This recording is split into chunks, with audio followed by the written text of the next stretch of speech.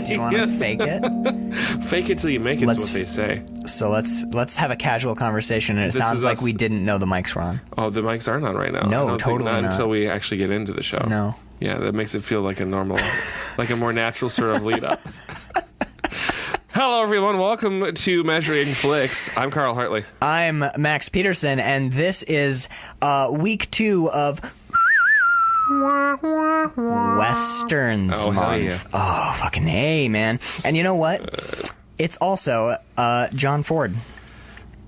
It's our what is John Ford Maxwell? John Ford is the director of the film that we're watching, 1962's The Man Who Shot Liberty Valance, starring John Wayne, Jimmy Stewart, Andy Devine. I forgot that he was in this until I heard that, like, Mr. I'm like, oh, it's that guy. Oh, it's that guy. It's the fucking loud whining. Oh, golly. I love his voice, though. Ooh, I love his voice so much.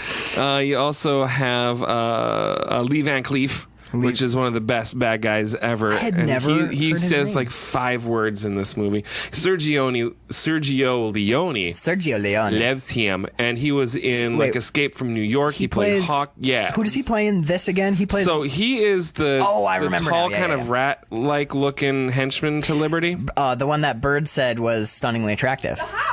Yeah. The hot one. The hot one. The hot of the gang. The hot of the gang. The hotter, Mr. Hottie McHotterton. Yeah, that's Lee Van Cleef. Actually, I really liked his character, too.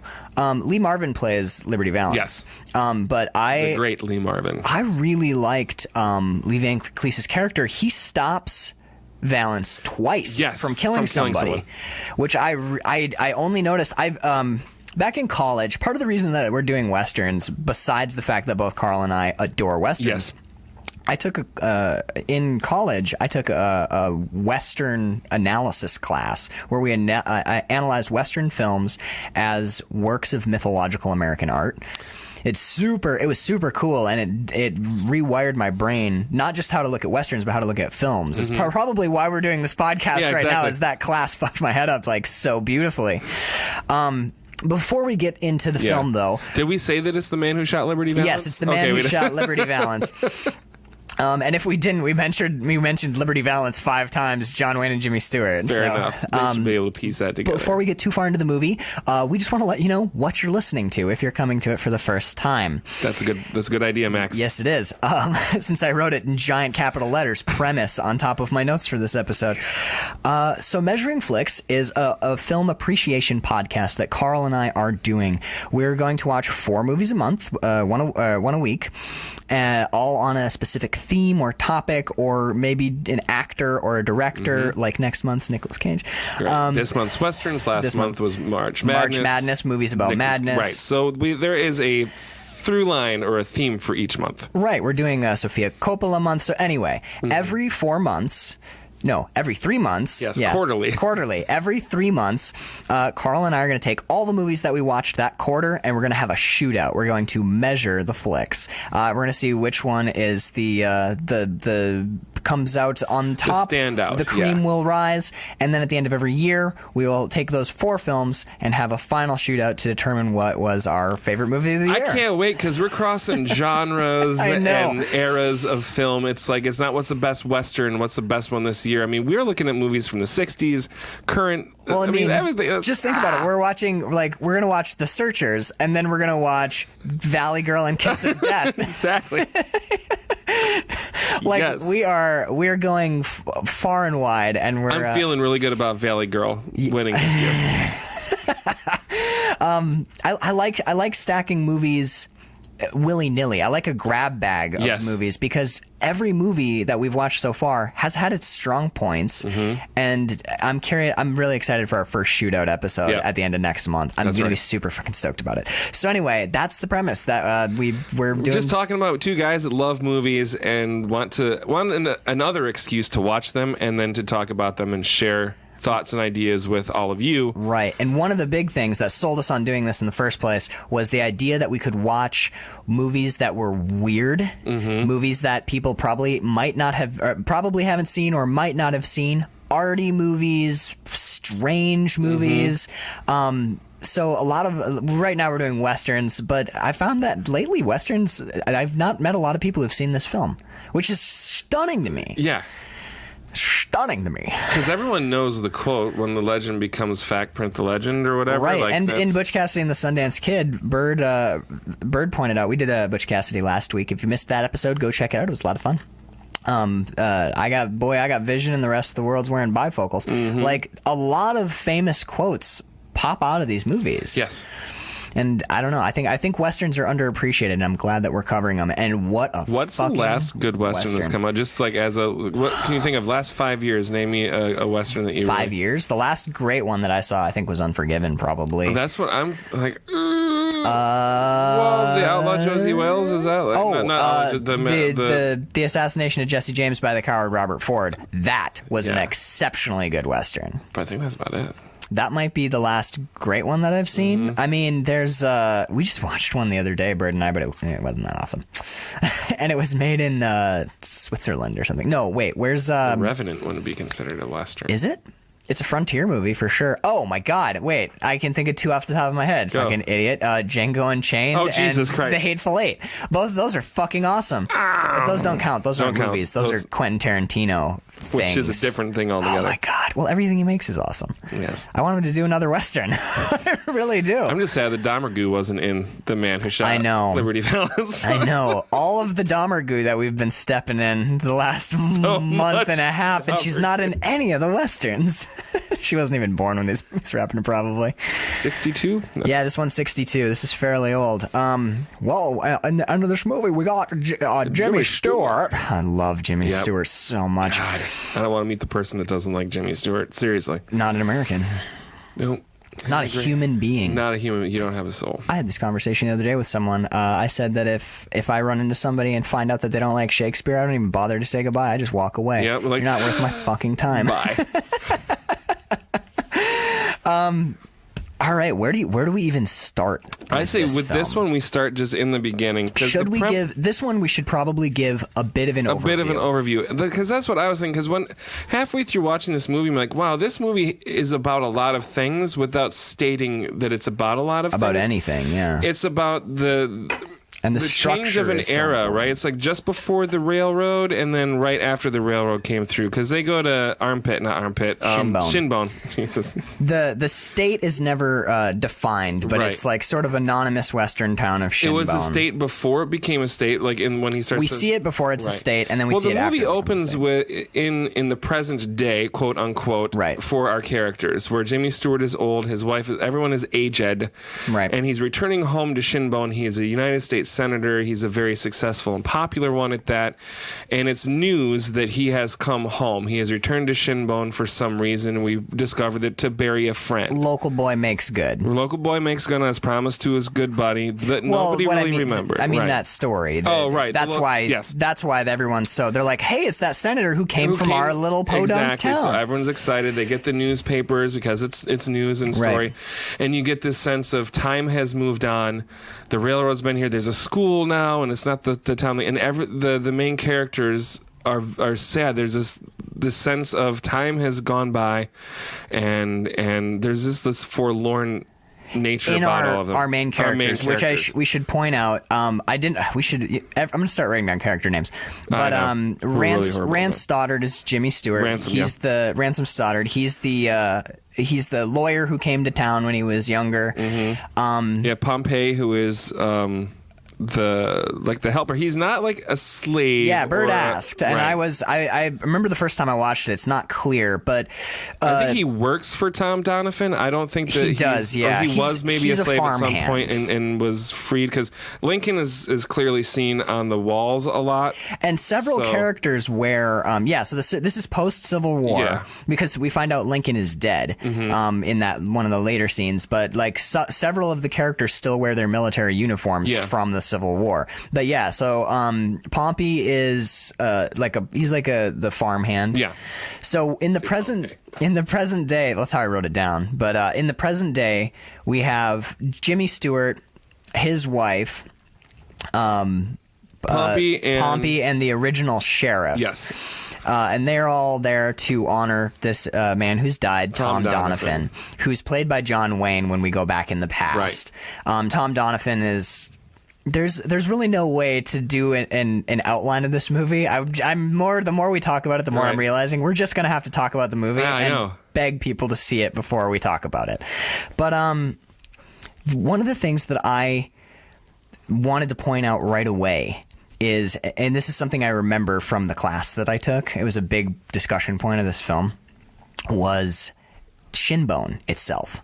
When we see Shinbone in the present day, the train rolls in on, and Jimmy Stewart gets off, and he compliments the conductor that the train's been on time. Right. He's like, well, everything's punctual. A local newsboy. There's a telephone. Who's real excited. And what we see in Shinbone, the new Shinbone, is it's very quiet. It's Music Man-y. It's like when you get to Gary, Indiana. I've never seen Music Man. Oh, fair enough. It's that clean, quiet, everything is clean, but it's almost weirdly melancholy in a way. There's no one on the streets. There's like too quiet. It's silently quiet, and there's like beautiful houses everywhere, and the streets are clean, and then you see like two people, and it's pretty much just our principal players. There doesn't seem to be any life. There's no traffic. It feels like a lifeless town. And then they go, and the next thing we see is Tom Donovan in his coffin. Where are his boots? Yeah. Oh my God. That is such a great line. On him, well, he says, what does he say? He wears his boots, and the coroner goes, oh, well, they were an awful nice pair of boots. And Jimmy Stewart goes, get his boots on him. Yep. And his gun belt and his spurs. Yeah. And there's an important line that comes right after that. But my God, last week we did a very light, fun Western, but this is what I would call a capital T true Western. Absolutely. And one of the things that I love about them, because it's an outdated sort of idea in our modern day, it's an almost like honor and dignity, and duty. Those sorts of things feel like dinosaurs in our modern day. But I felt that immediately when Jimmy Stewart said wear his boots, like put his boots on him, get his gun belt on him, and his spurs. I'm like, Jesus, man, we've lost all that. Right, like now, like all of that whole idea of like we're gonna bury him like a man, we're gonna bury him with his guns and his boots. Yep, like that doesn't exist anymore. And when you see it, it touches. It for me, it lights or touches or like flames this like deep part of my brain that I feel like has atrophied where I'm living. Like it's like when you watch 300, right? And you see like all these people like dying for a cause, and that's part of the reason that men make war, right? Is that weird? I think there's something in our nature that that admires duty and honor and oh man, I don't know. But there's a line right after it that Andy Devine says. He hasn't. No, he didn't carry no handgun, Rance. Hasn't for years. Yeah. And in some way, after you see the movie, that just makes it so much worse. Yep. Because imagining the hero hung up his gun. Well, imagining John Wayne's character like not carrying a gun because he doesn't need to anymore, because his mode of life has gone on. It's moved on. We're not going to watch this movie, but I would highly recommend to anyone who hasn't seen it a film called Shane. At the end of the movie, Shane rides away not because he doesn't want to. He's dying, but he rides away not because he doesn't want to stay with that family that he loves. It's because he's not needed anymore. That character, that way of life, that type, that's gone away. Because that whole idea has rode off into the sunset, right? It's like that's why Shane is so fucking powerful, and I think that's why they used Shane as like the primary touchstone of Logan, is because Logan eventually becomes unnecessary. Exactly, you don't need the Wolverine anymore. Right? And when John Wayne's character, when we find out he hasn't carried a handgun in years. I know, man. Like I can see it in your eyes, and I can feel it welling up in mine. Like the the idea, then there's something kind of beautiful and poignant about the idea of hard men doing hard work, or the necessity for a time for violent men who then have the dignity and decency to walk away when they're not needed anymore. It's a thing that just we'll come back to again and again with this movie, and but then you so also powerful. have those westerns where the man has hung up his guns and then he needs them again. Right. Like, that's my other favorite. Like, oh shit! Like Unforgiven, which we're going to be watching. Those are the best ever when they're like, it's literally I thought I was out. I'm too old for this shit, but I gotta ride one more time. Give me my 6 guns. Those are fun too, but they're not as poignant though, right? No. That's just you're setting up for a fun action piece, right? Like you're like, oh, it's revenge story. It's an old man and he's gonna be shooting people. But this movie, it's like the old man had no one left to shoot because he died of old age or whatever. Ostensibly, or possibly alcoholism. For a hot second, I thought he was in the hat box that she was carrying. Is Tom in the hat? Is he in the hat box? Did he get burned up in a fire? I was like, oh no, it's just the cactus rose. God damn, there's another great line. Andy Devine, when he's the bumbling sheriff, he's almost... He toes the line so well. Almost too much. He has for me. He has the perfect sense. We talked about it last week with Butch Cassidy, but let's do it right now. All right. When Andy Devine is the old sheriff, he's quiet and subdued, and his line delivery when he's sitting with. God, why do I forget the female characters' names? I feel like such a shit. It's because they don't flesh them out in these movies. In these movies, the female characters have always been like, quote unquote, even the directors in the documentaries, like they're the boring ones. They're like, really tertiary characters. It's like, it's not we're assholes because we don't remember their names. They're probably said once. They're not given a lot. They're not given a lot. They're not given a lot of time. Yeah, but watch they say her name like 15 this times movie, in the movie more than any other. I love how assholes. I love how brash and like shouty she is. She's awesome. She's running a kitchen in the Wild West, man. She has to be. I mean, having both. I still work in food service, but watching her go, I'm like, yeah, you can't be fucking around. She's got plates to run. She's got to turn some tables. Those are some real weeds she's dealing with too. She is in the weeds. She's the only server. Fuck. She's the only server, and her kitchen's understaffed. She's got 2 people. The dishwasher's just dicking around reading a book. Right?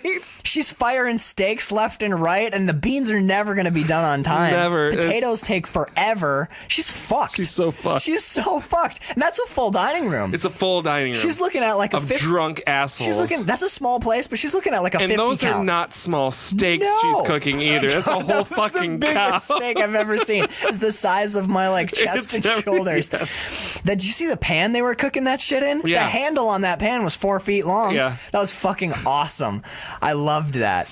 Yeah, but seriously, if she doesn't get she doesn't get some tables turned, she's gonna be oh my god, she doesn't have any bussers or anything, dude. No runners. Oh my god, she doesn't have any bussers. No food runners. Nothing. Where's the maitre d'? Who's seating these people? No one. They're coming in and sitting down at dirty tables like I hate when people seat themselves. Right? Oh, I hate that so much. I'm like, I haven't even had a chance to clear this yet. You're gonna be sitting there for a while. I haven't even cleared that yet. God, I can't believe, like, no, the entire scene when they're... We'll get back. Did it stress you out? It stressed me the fuck out, dude. I'm like, oh my God, there's so many people in her dining room right now, and she is so also, and she's sitting back there talking about learning to read. I'm like, learn to read tomorrow. Learn to read tomorrow, lady. You're not going to get full dining room. You're not getting your 20%. The steaks aren't running themselves.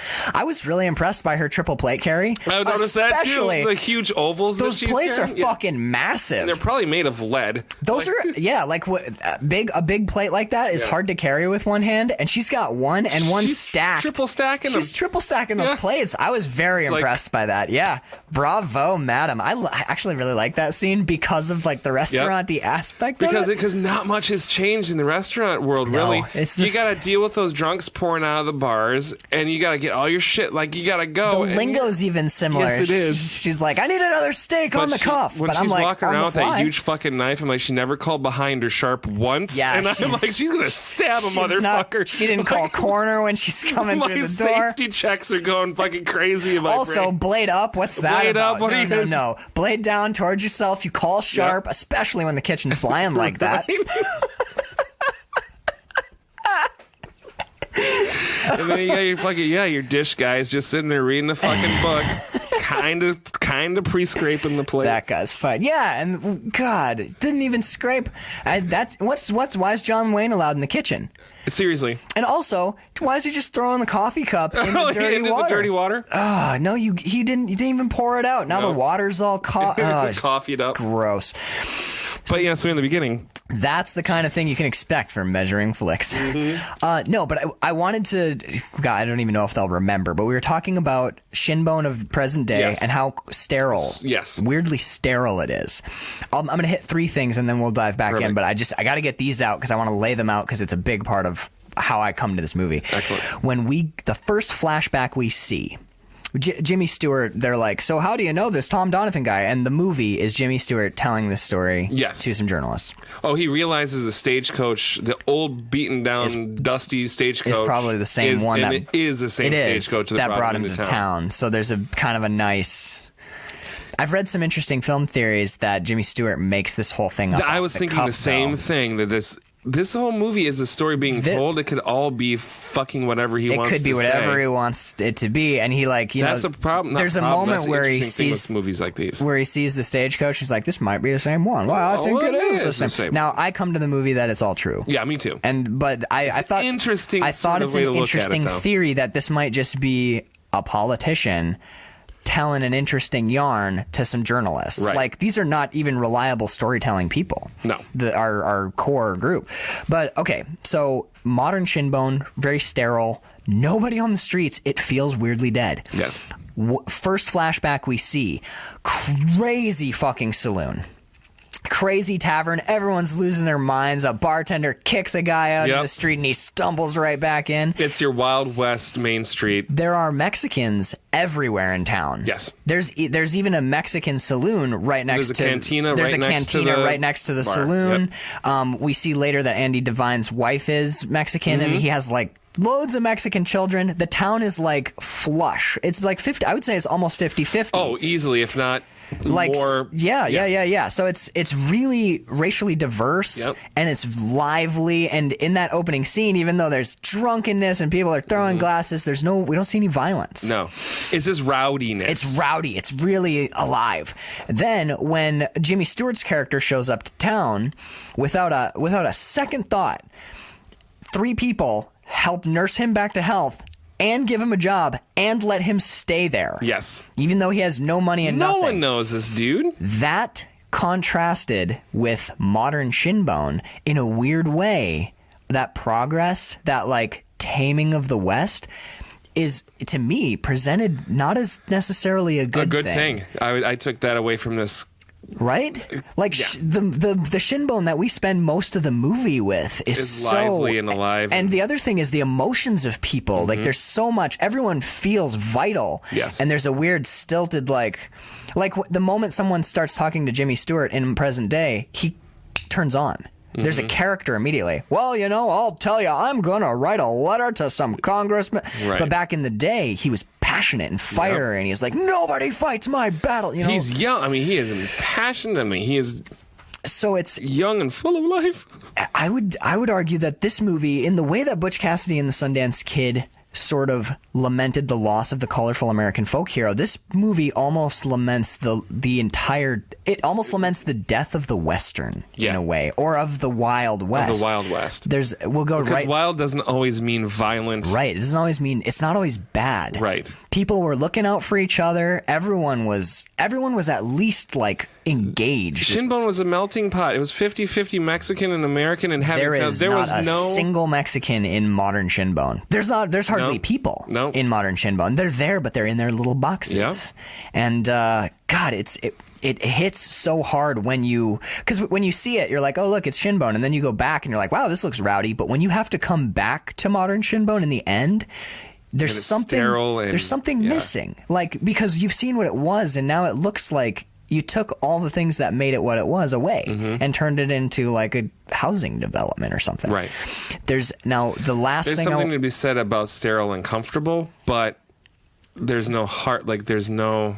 Is it okay to be dead inside? Right. It's that squashing and crushing thing. I think that it's fluoride is what it is. Fluoride in the water. It's baby carrots. It's intergalactic pedophiles. And that's actually relevant to our show because we talked about, what's his name? InfoWars. I can't remember his name. Alex Jones. We talked about Alex Jones during the Scanner Darkly episode because he's the street prophet. That's right. So my Alex Jones impersonation is fitting. One of the last lines of the movie, though. I swear I'll get off this after this. But we see lively shin bone, and we see this weird sterile shin bone, and there's that beautiful line. I love the dialogue. I love the script to this. I love the writing here. And the wife at the very end, Jimmy Stewart's wife, says, "This place used to be a wilderness. Now it's a garden." And then she goes, "Aren't you proud?" And the way she says it, she might mean like, look what you've accomplished. But she also might mean like, aren't you proud? Aren't you proud? Remember what this used to be and look what it is now. I think there's a reading of that is totally supportable with her performance. That is in line with my own, which is, I don't like what's happened to Shinbone. Right. I think that this movie for 1962. This was during the civil rights movement. The beginning of it, right? Yeah, but there's a very clear civil rights scene with Pompey. Yeah, Pompey. Pompey is. He's not Greek. God damn it. He's not a volcano. God damn! Well, let's jump to that in 1 second. But I just want to finish my thought on the like sterilization thing, which is I feel like this movie in '62 almost like calls now. It does in so many ways, dude. Everything from Ransom not wanting to carry a gun to like practicing in secret a couple of days a week because he knows he has to have a gun. Getting worried about the gunslinger putting up his gun. Like there's a lot of like what is violence, what is necessary, what isn't. It's a really interesting analysis of violence. But let's jump to the civil rights thing. Okay, because I think it's interesting that it's this whole movie is a contrast between Shinbone. Did we say that we don't really know what time period that we know that's after Lincoln died, but we don't know really where we are. Where we are isn't a state yet. Right? It's not a state yet. It's an open territory. Right. They eventually go to capital They vote a city, delegate, which they want to represent them in their quest for statehood. For statedom, right. But we don't know, and they don't even mention what state that is. He even he says like state senator, something that they're south of the picket line or whatever. Right, like but we don't know where exactly we are. Right. But what we do know is that in the Shinbone that we are taken to in the story, there's a huge population of Mexicans. Pompey is like a well-respected member of the community, even if the bartender does give him shit near the end when he comes in to collect John Wayne. He says, "Pompey, you know that you can't," and John Wayne, who says he can't? Right. Have yourself a drink. Which again, what we see is we see John Wayne do two things. We see John Wayne stand up for Pompey. Yes. As far as like integrating him into the bar. So but we fantastic. Also see John Wayne telling Pompey that he can't. What's he wasting his time in school for? And yeah, that's interesting, right? Well, right. But go back and work on my fences. Go back and work on my. He's like, we got horses that need feeding, and you're wasting your time in here. And he discourages. But we see him do the same thing with the woman that he loves. Exactly. What do you know? What are you learning to read for? I wrote down the exact line. I can't remember what it was. Fuck. But he's very patronizing. And I think that one of the things that makes this movie so interesting is the contrast between John Wayne and Jimmy Stewart. Obviously, they are flip sides of the same coin. Absolutely. But seeing him, you're pretty as a cactus flower. She's always like, I love you. You look pretty when you're angry. Like he says that to her a couple of times. Doesn't take her seriously at all. No, not at all. It's actually kind of, it's super patronizing. Super patronizing. You're real pretty when you're angry. Like I'm not accepting that you have any thought in this at all, or that your anger towards me has any validation. Yeah, you're just real pretty when you're angry. He just invalidates her opinion, right? But the weird thing is he's like, oh, you're so pretty, and I'm a strong man. Right. Here's my cup of coffee, and you got to get yourself a handgun. And you're like, it's John Wayne's playing the Duke. John Wayne is playing the pinnacle of John Wayne-ness. Yes. Because he defines that Western character. Overly masculine. He's almost. the archetype, Like, yeah. basically. He's the actor who formed that archetype.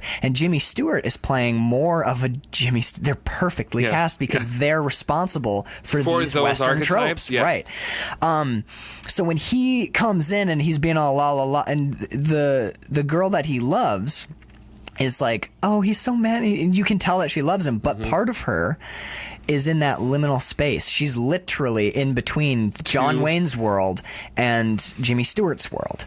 Because when she gets pissed and he's like, you're awful pretty when you're mad, and he walks away, you can tell that doesn't cut it with her. She's with like, her at all. she's not like, oh, she's a silly woman. She goes over to Jimmy Stewart and she's like, can you really teach me how to read? Right, yeah. Can you, goes over to Jimmy Stewart and is like, do you really think that we can do something about Liberty Valance? And John Wayne's like, you don't ever want to do anything that doesn't involve shooting a man with a gun. Right. And Jimmy Stewart's like, no, never use a gun. Never. There's never any reason for violence. Right. And she's torn between those two men. We see later when he's like, he tells her, I don't want you coming to school anymore either. And she goes, you don't own me. Yep. Which given the conversation we just had about civil rights, which we glazed over and should probably cover. Come back to that, yeah, because it's a very important line. There's a beat right before that where we literally are fairly blatantly talking about how slavery doesn't exist anymore, and the new law of the land, at least ostensibly, is equality for all men. Right.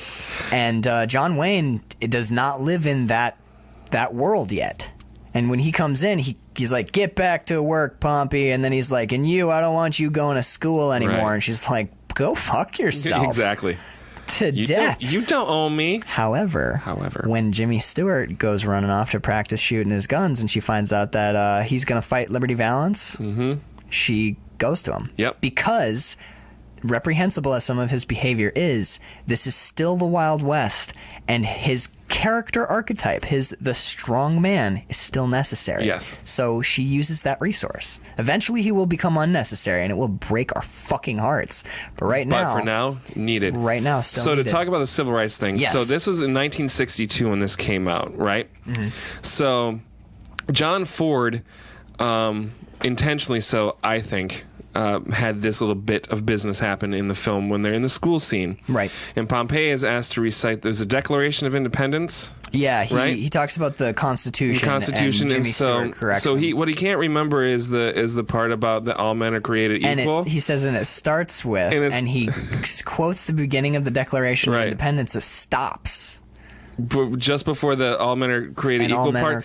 So somebody finishes it for him, and Jimmy Stewart, almost under his breath, says, yeah, a lot of people forget that part. Or something. Well, it's like, ooh. He says, it's not quite, he's reciting the Declaration of Independence, and someone leans forward to help him, and Jimmy Stewart says, let him alone. Like, let him figure it out. You don't let him figure it out. And he can't get it. So Jimmy Stewart finishes it and says, and all men are created equal. And Pompey says, I knew that, Mr. Rance. I just plumb forgot. And Jimmy Stewart says, that's all right, Pompey. A lot of people seem to forget that part. Right, yeah. It's fucking like so on the nose. It's like right there. It's like this. The movie is talking about the thing that's happening right now. It's sitting right out in the open. And then the next thing we see is John Wayne come in and say, get back to work. And I don't want you learning either. He in that scene, he comes to represent that like weird old guard way of thinking. Yeah, and what's it with a 50-year-old playing a kid with the sucker? There's the one that's actually supposed to be a kid. Is that actually supposed to be a kid? Yes. I was reading a little bit in the trivia sections on IMDb. Yeah. It's a 50-year-old dude cast he's supposed to be a child. What? With the sucker and everything. That's really weird. Yeah. Well, later in the movie, I think I don't know if he actually is meant to be a kid. I think that might be someone. Maybe people read into that a little too much. I think people or whatever. read into that too much because there's the joke later where there's a grown man at the bar. And he's like, but he's always like, he gets dragged in when he's playing hooky, and he's fishing off the bridge. Right. And he's like, aren't you going to whoop him? And he goes, I'm too big. because I think that guy's meant to be like 30, and they're kind of mocking him because he's childlike. He was truant, and childish. Right. So even though he's like a dude in his 20s or 30s or whatever. I think maybe sometimes people are just stupid. Like, no, he's childlike. He's actually in his 30s. He's not a 50-year-old playing a kid. Right, and John Wayne has a bit with him later when they get to the vote. He grabs him off the bar and says, "Get out of here. You're too young to vote." Right. And the guy's like 35 fucking years old. I think it's just that he's like very childlike. Yeah. So everyone mocks him, mocks his... and there's no drinking during parliamentary procedure. No, it's... the bar's closed. I love how often they come back to that tag. Like, they could have let it stop on like the third, but that guy just keeps going for the bar. And John Wayne is relentless. Is that not Peabody? What's his name? Peabody, yeah. Peabody, I'm your dog that howls in the injustices, and I'm what else am I? The town drunk. The town drunk.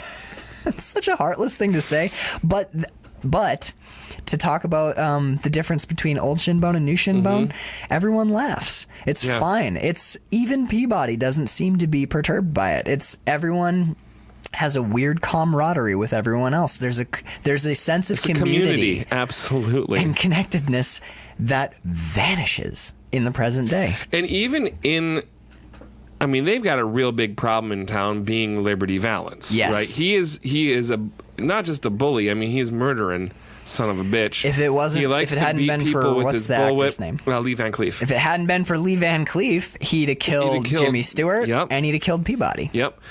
So we get to understand that. I think, is Liberty Valance like hired by like the cattlemen later? Originally, he's just like he's just a bandit, right? He's just a bandit guy. And the town sheriff he's just too afraid to stand up to him, and it's weird because they're in a territory, they're not a state, so the state can't help them out with like resources we do to find capture out him or anything. Through Jimmy Stewart's character that it is the sheriff's responsibility. I think that casting Andy Devine as the sheriff, in contrast, when you put Andy Devine in a position, an ostensible position of power, in contrast with John Wayne, who's just an old member of the community, that's genius, because in a weird way, Andy Devine represents the type of world or the type of sheriff that Jimmy Stewart's character will eventually lead to. Right. We're speaking broadly and we're speaking about ideas, so don't anyone get offended. But what I mean is Andy Devine is a weak man in a position of power. And that weakness and that reluctance to action, what does he do? He eats all the time. And at the scent of danger, he runs away. Yep. So that reluctance to action and that abhorrence and fear of violence makes him completely ineffective at dealing with the problem. John Wayne's character, who is often overbearing and patronizing and violent, there's a great bit at the beginning that establishes exactly what John Wayne's character is. It's when Jimmy Stewart's laying in bed and they're tending to him, and John Wayne says, "Go on, I'll take care of him." And she goes over to I think she starts cooking, or she goes and gets some hot water. And John Wayne wipes one side of his face, and then to turn his head to wipe the other, he slaps him. Yep. There's no gentleness to John Wayne's character at all.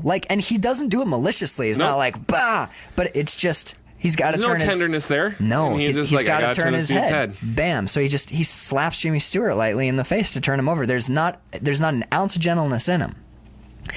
And it's so obvious that if you made John Wayne the sheriff character, there would be no problem. There's no problem in this world. Right. In this West, John Wayne he's the man that this town needs.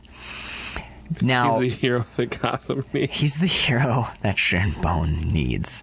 But no, at the end, the titular shootout with Liberty Valance. The first time we see it, we see Jimmy Stewart and calls him out.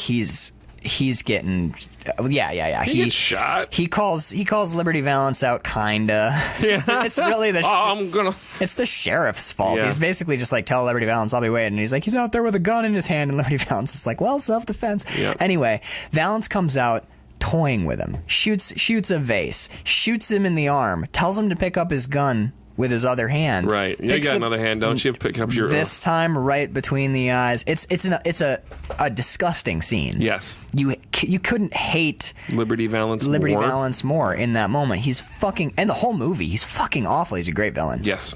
Really great performance. Lee Marvin. Mm-hmm.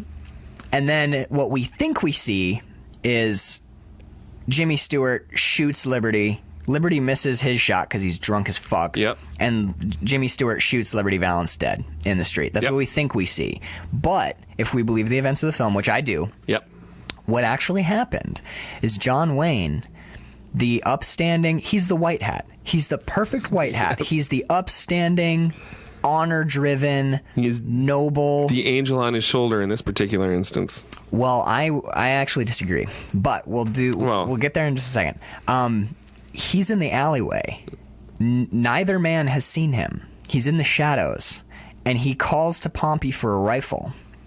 And at the moment when Jimmy Stewart fires, John Wayne shoots Liberty Valance with a rifle. And you understood that he's the one that made his shot. Right. They don't really provide any evidence, but we just take it as read that is in fact what happened. Jimmy Stewart's dog shit with his pistol, and he missed Liberty Valance. Right. And John Wayne shot him with a rifle and shot him dead.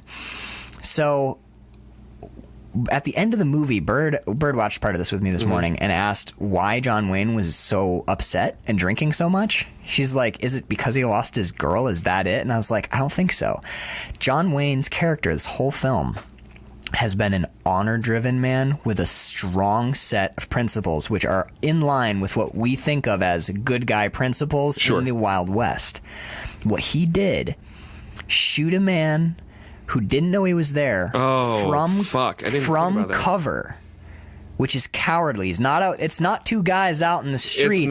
It's not a fair draw. That's not a duel at all, is it? That's not honor bound. He shot him from cover without the guy he kills ever knowing he's there, and not with his pistol either, which is the tradition. With a rifle. He shot him like a dog. Time to aim, He shot him in a barrel. He shot him like a dog, and the first thing he did...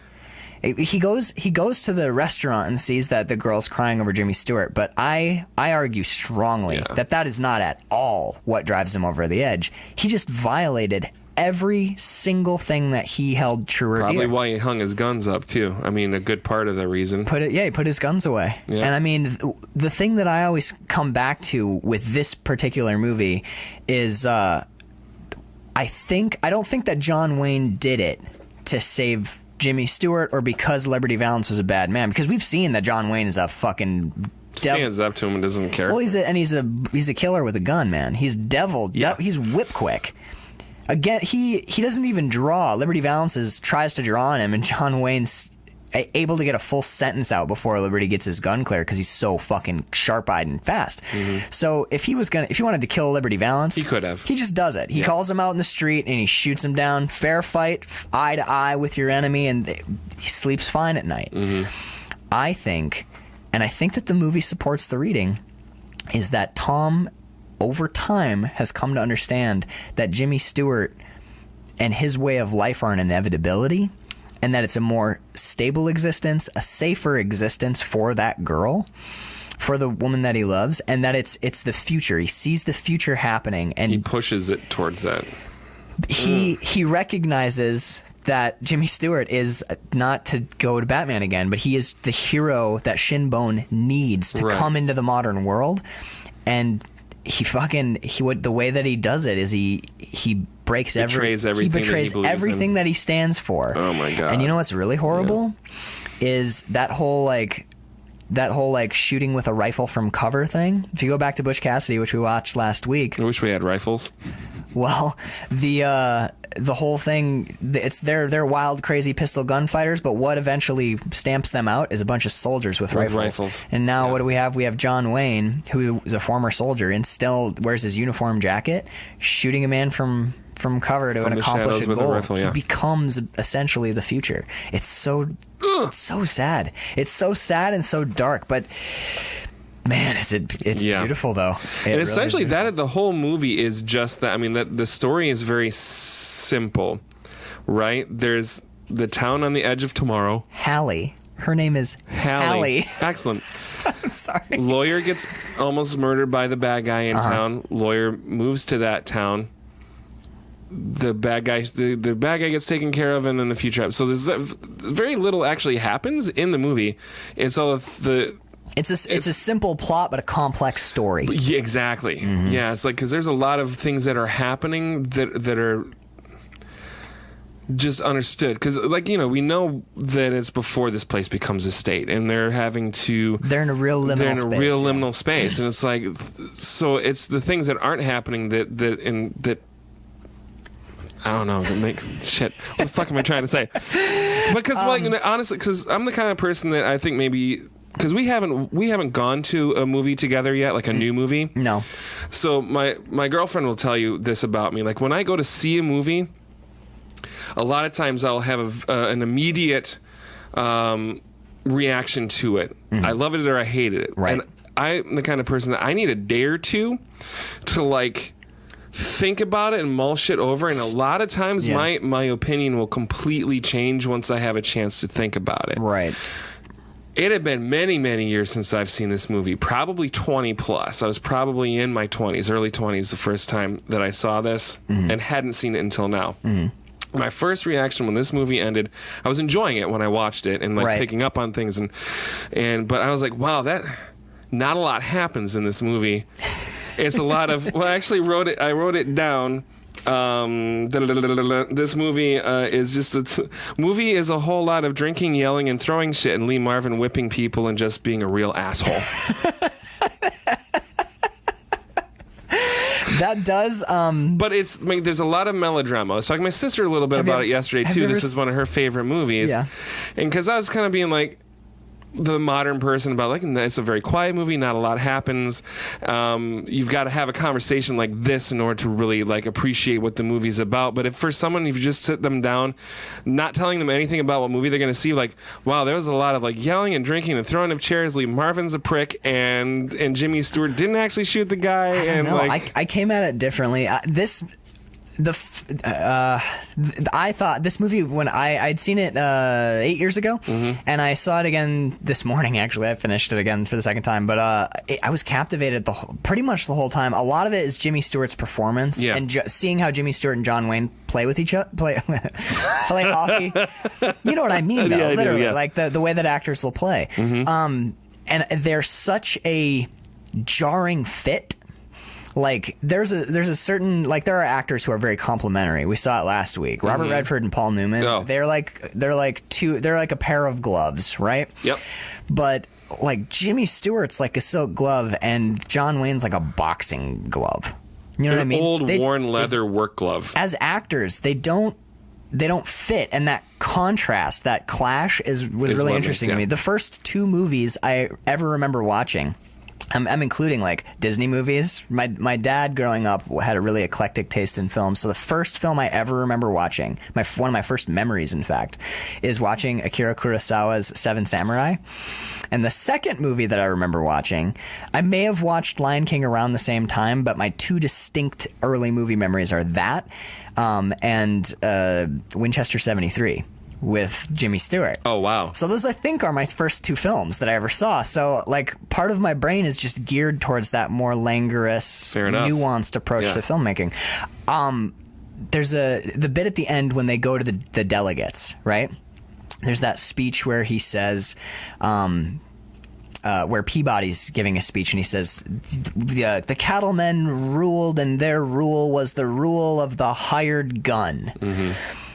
But now, like that, and I think the implication there is a very rarefied atmosphere, a wild place of a few strong men and the couple that are lucky enough to hang on. But now, he says, the people are coming. Yes. The hired gun and the people are different things in Peabody's speech.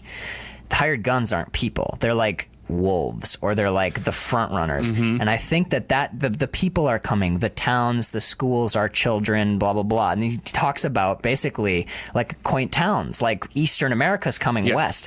And I think it's important to point out that Jimmy Stewart is shocked that no one can read, but Tom Donovan can read. He reads the sign, and we find out later that Liberty Valance can read too. And no one in town. Because of the newspaper article that he reads the headlines. He reads the headlines. So I think that that's how you pick out those rarefied men that Peabody's talking about.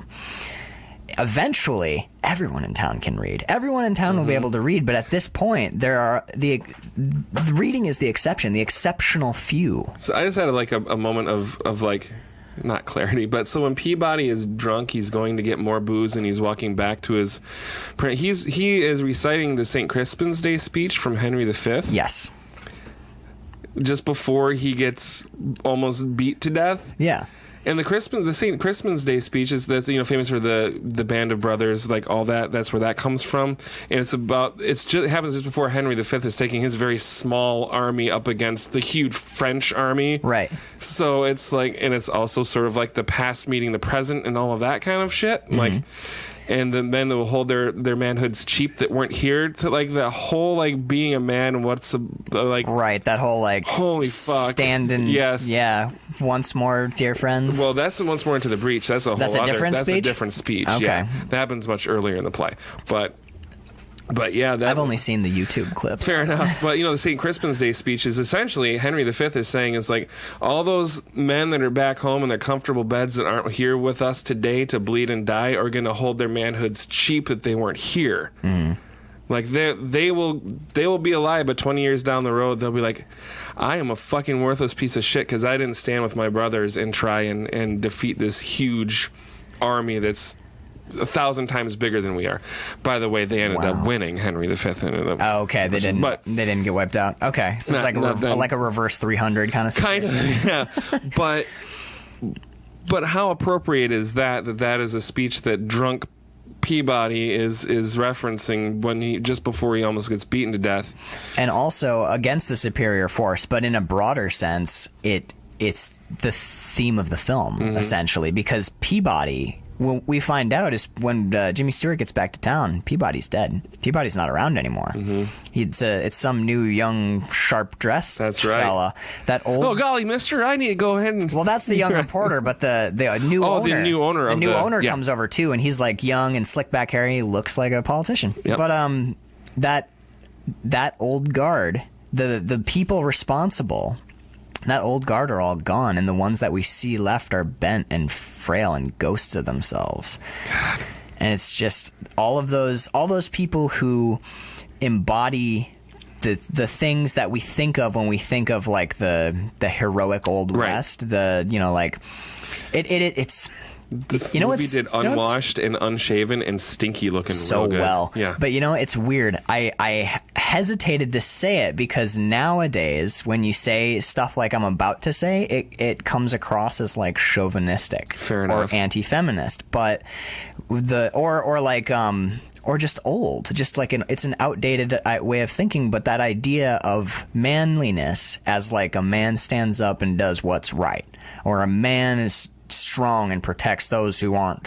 Like when you say stuff like that, people are like, "Oh yeah, yeah, okay." And it's a man triggering sort of. What a man can't be sensitive, right? But that's what we're saying in a way and that's what this movie's saying is that idea of manhood is becoming unnecessary as the wilds have all become clean gardens and sterile.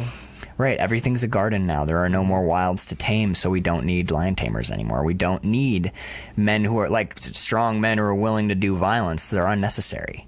They're in a relic of an older age, and it's weird because this. And I think that the St. Crispin's Day. I haven't heard the speech and regret it enormously, but I think from what the way you've just talked about it, they all did in this story. They all went to war and they beat that superior force and they got the peace at the end of it, and they hold their manhood proud. But it doesn't. This flood comes behind it, and it doesn't matter because they've won and now they're done. And they're done. And it's over. Shit. Yep. Yeah. I mean. Man. Goodness. What about yeah, this movie's fantastic. I need to go back and watch it when I'm not as tired as I rewatched it this last time. But there's something that Danielle came in towards the end, maybe halfway through. She came in and was watching it with me, and it was the scene where they're actually electing the delegates to represent the statehood, and Peabody has his speech, but then the guy on the horse comes up with the other guy that they want to elect, and he stands up holding the sign with his name on it. The horse goes up on stage, lassos the guy, and it's this big show thing. And Danielle looks at me and says, "Yeah, and that's how Trump was elected."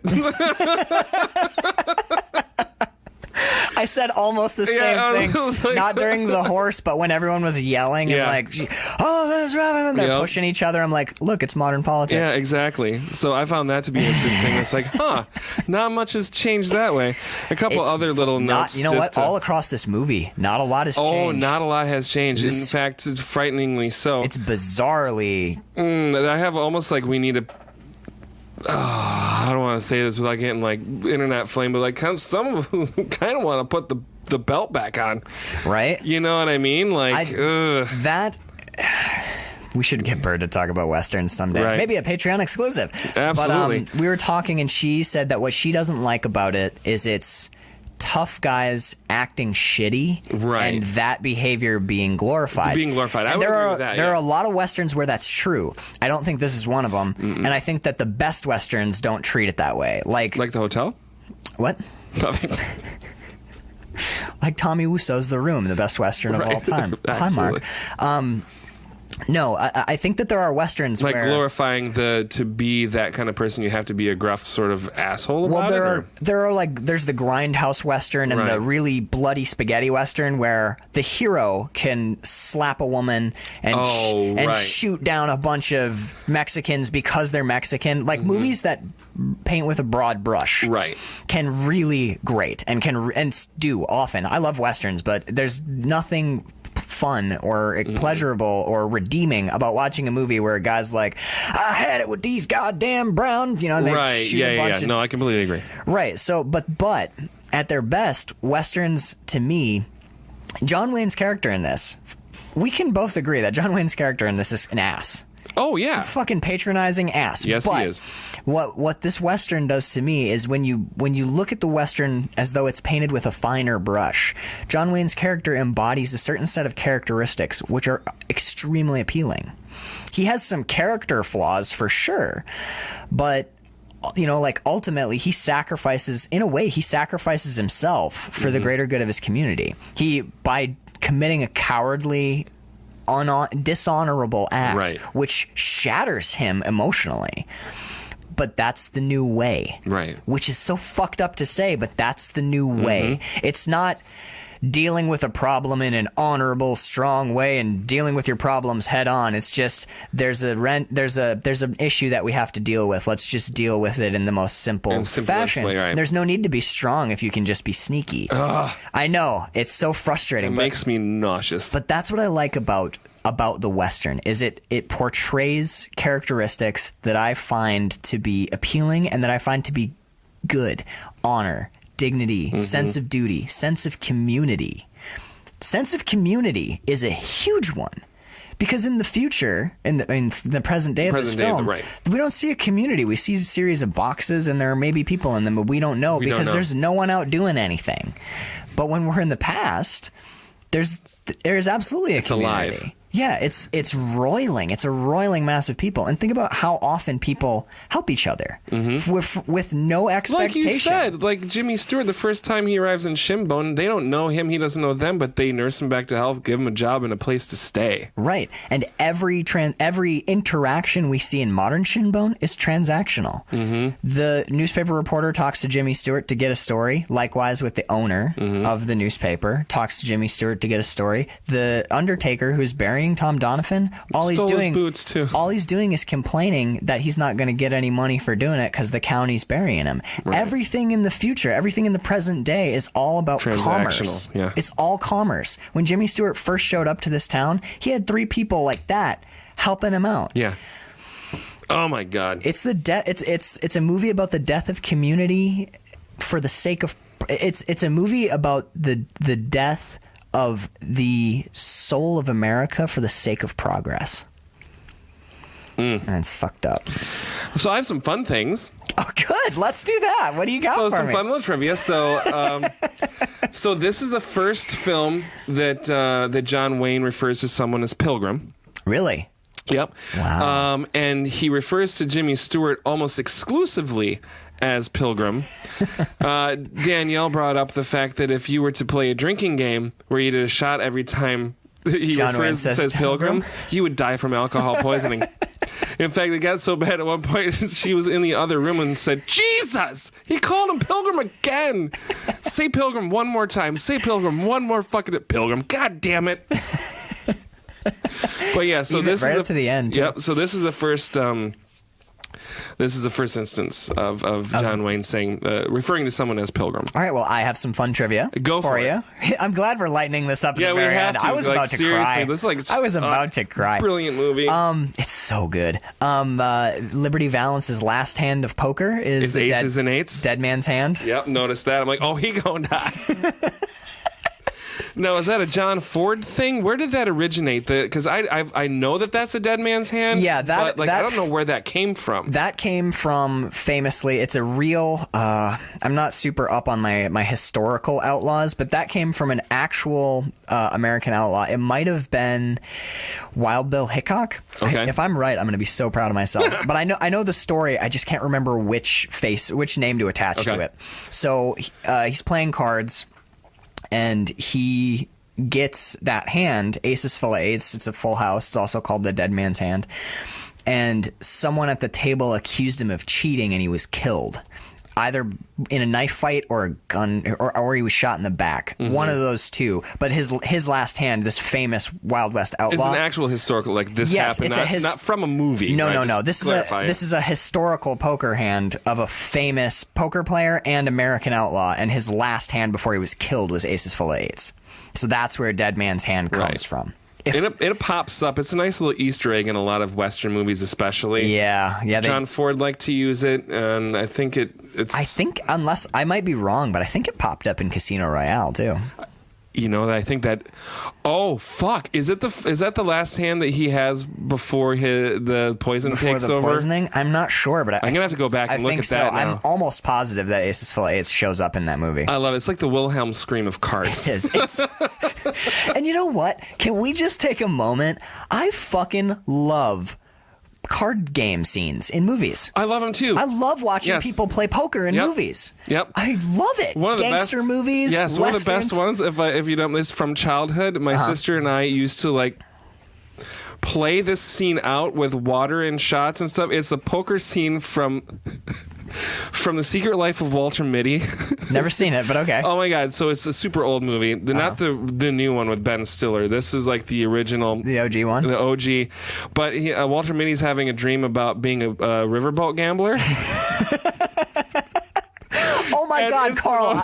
I want to be a riverboat gambler. That'd be amazing, right? The long cigars, but he runs out of money, and he's like, he doesn't have anything left to bet with. He's like, and the deed to my plantation, the whole thing is just like. I love it so much. This way, in the way he scoops the chips and stuff and throws them in his hat, and this is the most amazing thing. I want to be a riverboat gambler. And then the movie Maverick, when that came out, it was just riverboat gambling porn for me. It was is he gonna call the card to the top of the deck? I just love that. Modern ones too, like Rounders, anything that has to do with cards, gambling. Write Rounders down for a movie that we need to watch. Okay, hold on. But I'm just thinking, for those of you playing along at home who love movies as much as we do, I hope there are people who love movies or into movies like us. This is what this podcast is about. But I think I talked about it on the last episode. I watched a movie, a spaghetti western. Tarantino recommended it on Grindhouse Database, which you should all check out. They're not affiliated with us in any way, but they're great. In that movie, Hellbenders, part of the movie is one of their members of their gang kills the woman who's playing their widow, and they need to go get a new woman from town. And there's a female card shark playing in a saloon, and she's fucking cleaning out these two dudes. And one of my favorite parts of that scene was the money. They pull out these big wads. The huge wads of, and the money is the size of a sheet of paper. It's these giant fucking bills, and they're as thin as newsprint. And, oh my God, just something about watching people fumbling money around. All that stuff, yeah. And he comes in, and he, I think he figures out how one of the guys at the table is cheating.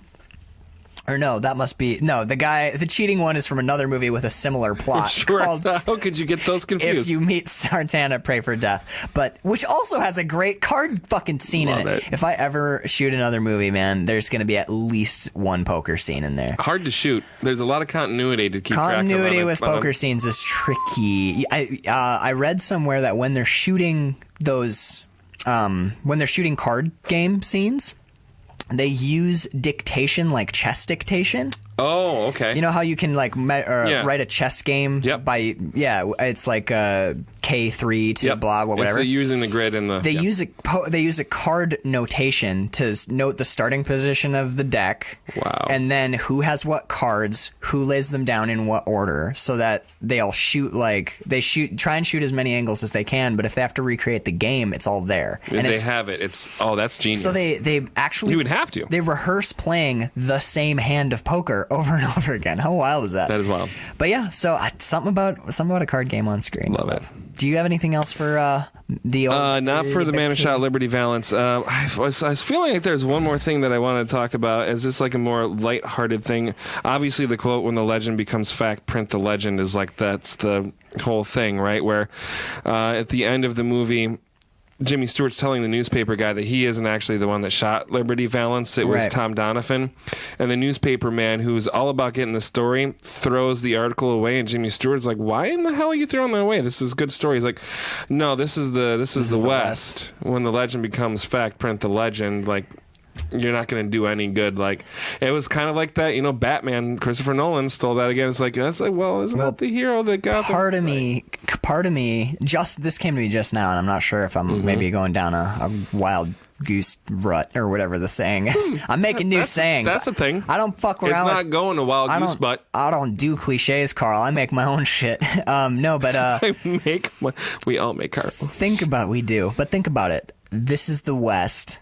When the legend becomes fact, print the legend.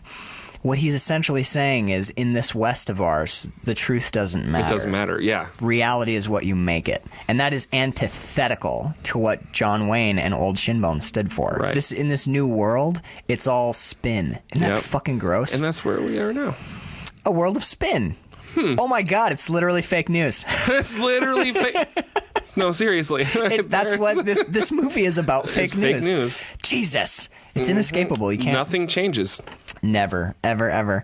I wonder, do you think Jimmy Stewart, and now I'm just sort of pontificating. No, punt away. Do you think that, you fucking punt.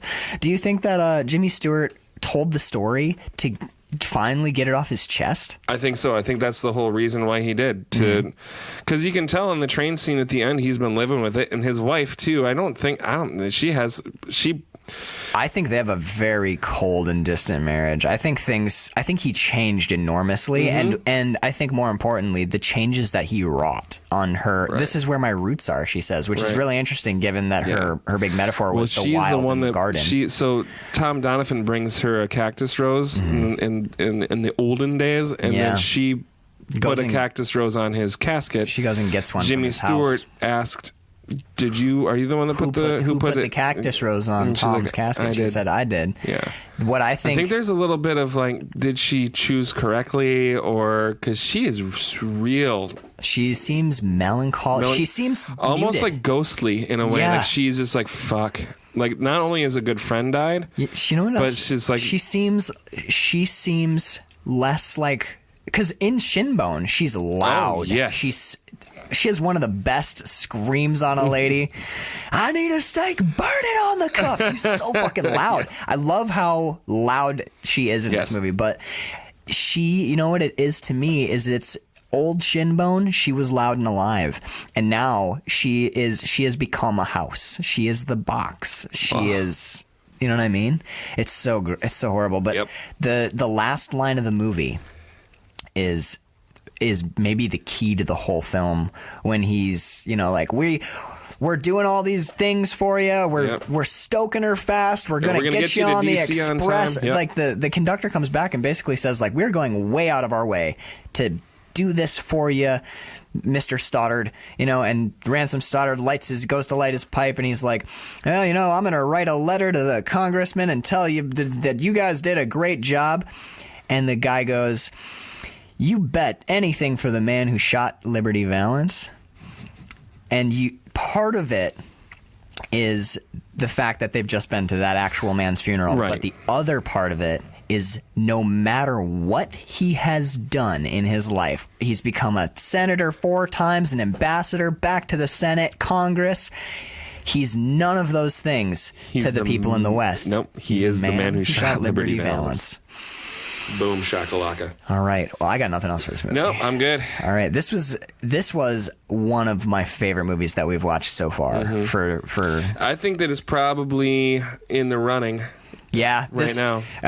We've only watched maybe we're just 5-6 movies, but yeah. This would be our 6th, right? But maybe we're just Monday morning quarterbacking or whatever, right? Sunday morning or what morning is? I don't watch sports.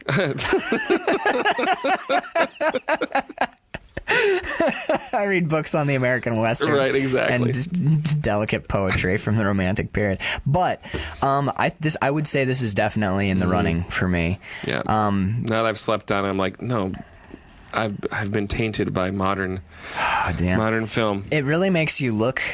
We'll be done now, but it really. We'll be done now. We go by now, but. And as a man watching this movie, it really makes you reassess yourself. Yep, it really does. You can't avoid it. It's like watching. It's all there. Yeah. It was like when we watched Frank in season 0, and both of us are musicians and creative people. Yeah, just feeling like I haven't done shit. Well, not only that, but it was the big thing that I took away from Frank was like. Making art versus creating content. Yes. And you just sit there and feel like shit for a long. You're like, I could be more pure than I am. Yes. I could be a truer thing than this. Ugh. But yeah, The Man Who Shot Liberty Valance. Highly recommend it. Definitely. What a great movie. Time for some housekeeping. You do the housekeeping. I will key in when I feel necessary. Okay. If you guys like the show, and if you want to hear more movies, as we mentioned earlier, we're gonna do movies like Rounders. I'm thinking Tombstone, probably. Oh God, yes. But if you want to hear more content that's not part of our main seasons of our show, you can go over to patreon.com/Max Peterson, Peterson. That's a catch-all Patreon for this show, measuring flicks, along with any musical projects, film projects, and things of that nature. Karl and I have some film projects coming up later this year. Absolutely. If you guys, the show will always stay free and available to the public. We're going to do 4 episodes a month. They'll keep coming out. We're getting way ahead. We're doing really well. But if you want more, you can go on to Patreon and get access to our ill-begotten but awesome conversation. Yeah. Season 0. It's 7 movies that we watched. It is 7? Yeah. Shit. When we first started out on this dusty trail, there's some great movies on there. Inglourious Bastards, Frank. We did Prisoners. We did. Did Ghostbusters make it? We did Ghostbusters. Yeah, the Ghostbusters episode's fun. So you can get access to Season 0. We're also going to be doing bonus episodes. We're going to be doing Patreon exclusives. Patreon exclusive bonus episodes. We're going to do stuff like we're going to do modern remakes of films that we watch for the main show. If we watch... There's a modern Butch Cassidy and the Sundance Kid. Oh, no. Is there? Ooh, maybe we should watch it. If we watch, say, Friday the 13th and the main show, you want to go and listen to Friday the 13th, Part 2, Part 3, Part 4, Part 5. How many parts is there? It goes all the Jason in Hell. Oh, my God. It's hard to keep... Jason in Space. Freddy versus Jason. Yep. Yeah. I mean... And then the remake of the thing, like the new Friday the 13th. If you want to... We're going to do like big old binges of especially horror movies that have like an infinite number of sequels. That's where we're going to put them. We're going to do mini runs with special guests. We're going to watch a series of action films or a series of horror movies with people who love and appreciate those genres. Bonus episodes, Season 0, shout-outs on the show. So you can find all that over on patreon.com/Max Peterson. If you want to find out more about what Karl and I are doing separately in our real human being lives, you can find Karl over on facebook.com as Karl Hartley, Karl, Hartley. I'm pretty much off of Facebook because it's a soul-sucking cesspool, black hole pit from hell. I'm working on it. I'm on, primarily, if I do anything, I'm on Instagram as Actual Max P. So that's all I really have for our housekeeping. You did very well. I'm so super proud of you right now. You wrote it down and read it. I did. I read it, and I read it in an official sounding voice. And you did. All right. Next week we are going to actually Karl Vamp. I have to find out what we're doing next. We're going to do another Western. Yes. Clearly, it's either going to be The Searchers or Unforgiven. Next week we are doing Unforgiven. Yes. And we are going to. Oh, we're ending this month on The Searchers. We're ending this month on The Searchers. Fuck me. But it's fine because the movie after The Searchers, Kiss of Death. Oh, God, yes. Okay, we're fine. It's another palate cleanser. We'll be fine. All right, so next week we're going to do Clint Eastwood's last Western masterpiece, I think. Yeah. Unforgiven. Yep. So until next time, get on your boots, your gun belt, and your spurs.